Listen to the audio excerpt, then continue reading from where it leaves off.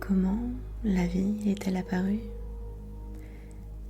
Quels sont ces objets célestes dont la nature est sans explication et qui nous poussent à casser la barrière de la simple croyance devant l'immensité des possibles?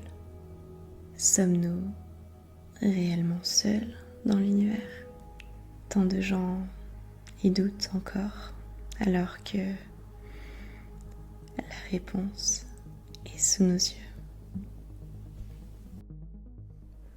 Réacteur 1. OK.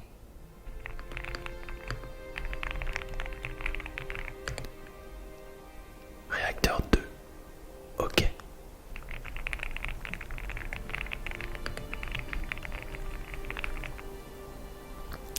Je configure les paramètres initiaux du vaisseau.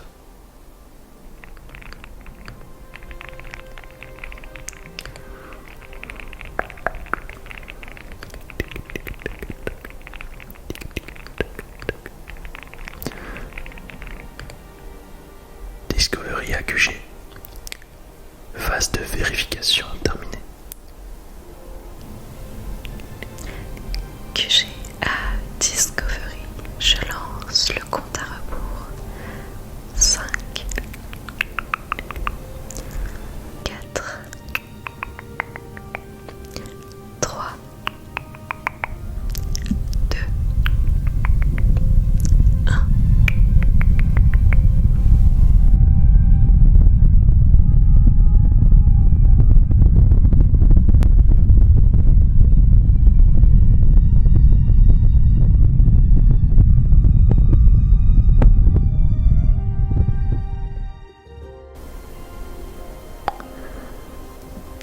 Mise en orbite du vaisseau terminée.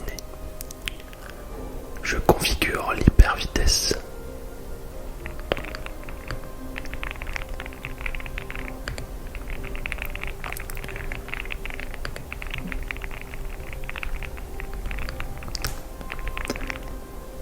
J'oriente le Discovery.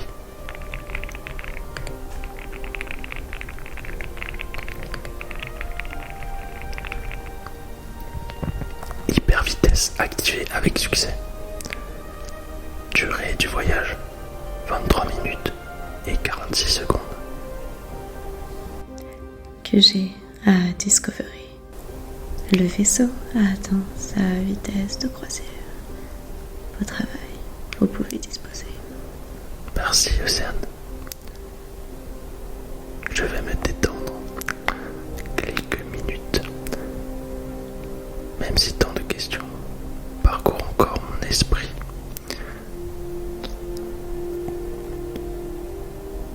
Mon instinct me pousse à croire que la vie sur Terre est une exception dans l'immensité cosmique.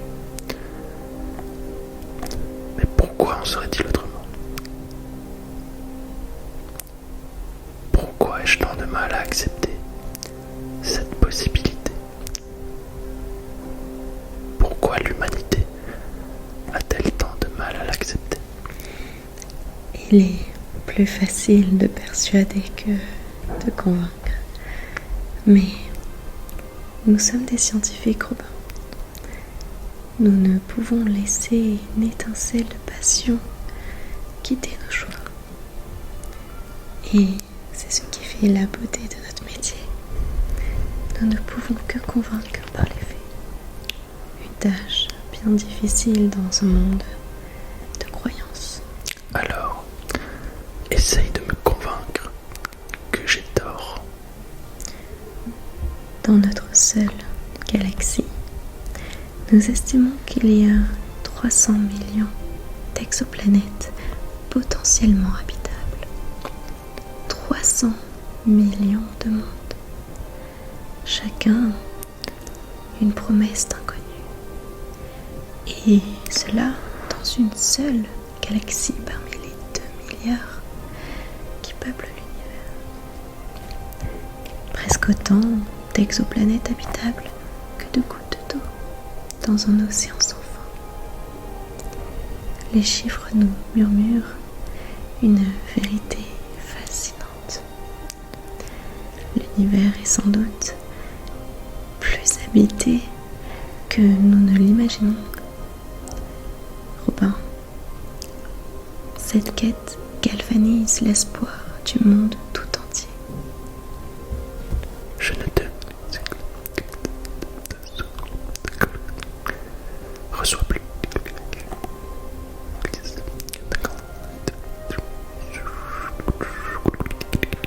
Je perds le signal.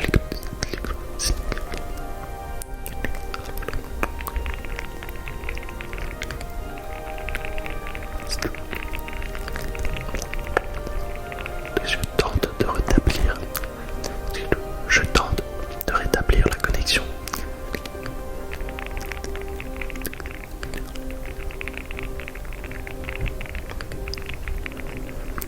Je passe aux environs de LHS 1723b, cette fameuse exoplanète super habitable.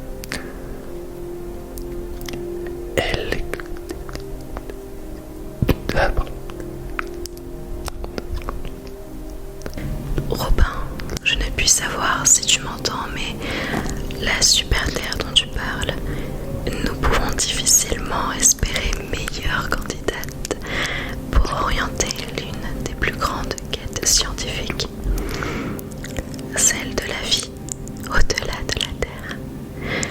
Cette planète plus grande et plus massive que la Terre a probablement retenu une large part de son atmosphère.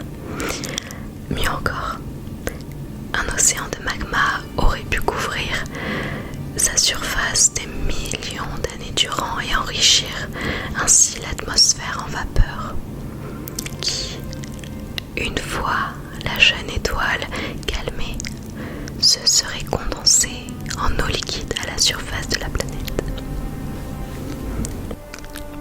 Bianaki Nahalyakta. C'est vraiment magnifique. La planète dispose d'une atmosphère. Les vents stellaires ne l'ont pas altérée. Alors l'espoir s'embrase, il collecte des échantillons, essaye de trouver une vie aussi petite soit-elle. J'enclenche le processus d'atterrissage.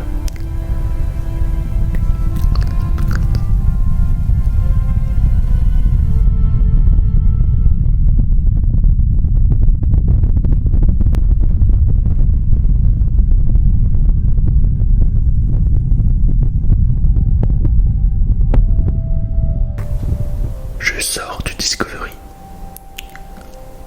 Le capteur détecte un point d'eau. Je m'y dirige.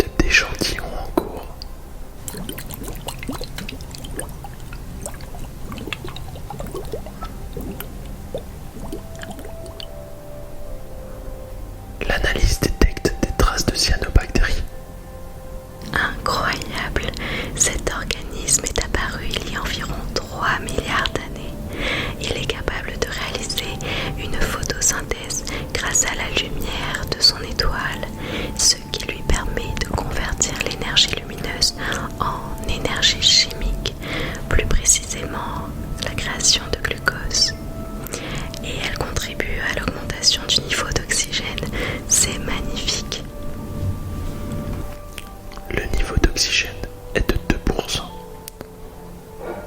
Il va sûrement augmenter, créant ainsi d'autres formes de vie. C'est étrange.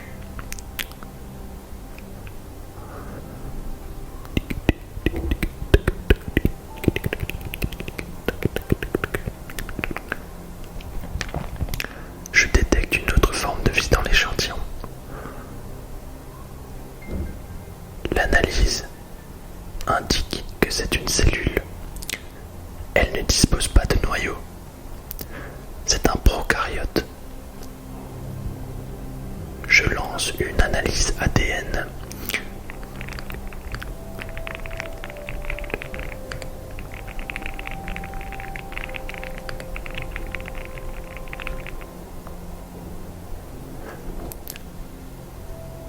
L'analyse affirme que ce prokaryote a le même matériel génétique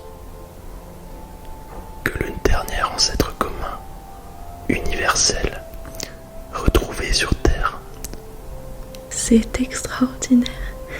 C'est un Lucas, the last universal common ancestor, c'est-à-dire le dernier ancêtre commun universel, notre ancêtre à tous. Il est souvent confondu avec les premières cellules vivantes qui sont apparues il y a plus de 500 millions d'années, avant même les Lucas, et dont la plupart ont d'ailleurs disparu. Mais comment les scientifiques ont pu comprendre toutes ces choses qui ont disparu il y a si longtemps?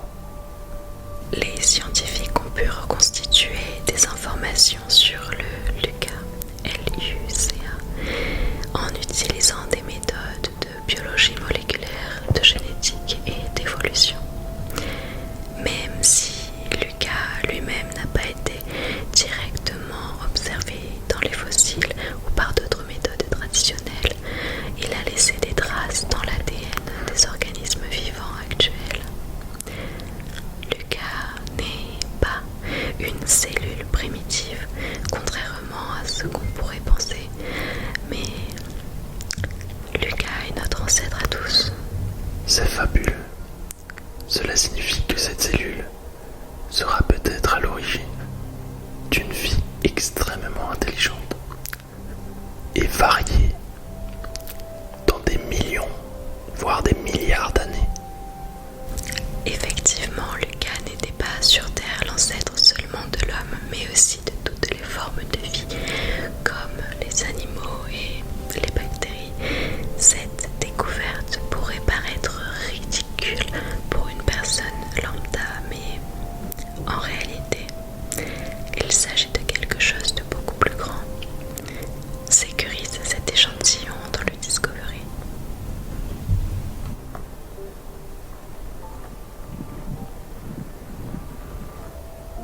Robin, le radar détecte quelque chose non loin de toi, à environ 10 km. Est-ce que tu vois quelque chose? Je vois une forme triangulaire. Ça ne ressemble pas à un astéroïde.